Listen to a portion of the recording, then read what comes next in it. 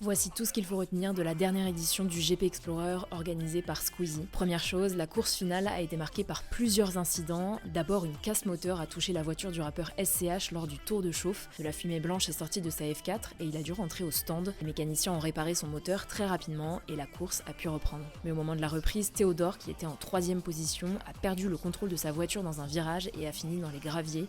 Il a dû abandonner la course. Enfin, dans les derniers instants de la course et après une remontada impressionnante, Squeezie a eu un accident avec Baguera, il a quitté la piste à pied et en pleurs. Deuxième chose, c'est l'Espagnol Carchez, grand favori de cette 3ème édition, qui a remporté la course. Catsup et Maxime Biaggi complètent le podium. A noter que c'est la première fois dans l'histoire du GP Explorer qu'une pilote femme est sur le podium. Si vous voulez voir le tableau final, il est disponible sur notre compte Insta. Troisième chose, Squeezie a battu un nouveau record d'audience sur Twitch en France en réunissant 1,4 million de viewers en simultané. Il bat donc son précédent record, celui du GP Explorer 2, qui avait réuni plus d'1,3 million de viewers en simultané. Quatrième chose, c'est Cupra qui est la meilleure écurie du classement. Elle est représentée par Carchez donc, mais aussi par Ender qui a terminé 6ème de la course. Cinquième chose, Maxime Biaggi a été élu pilote du week-end par le public. Lors du dernier GP Explorer, il avait été contraint d'abandonner dès le 2e tour après un accrochage avec Manon Lanza. Et enfin, dernière chose, au total, 200 000 personnes étaient présentes ce week-end sur le circuit Bugatti du Mans. C'est 5 fois plus que lors du premier GP où 40 000 personnes étaient venues. La 2e édition avait quant à elle réuni près de 60 000 personnes.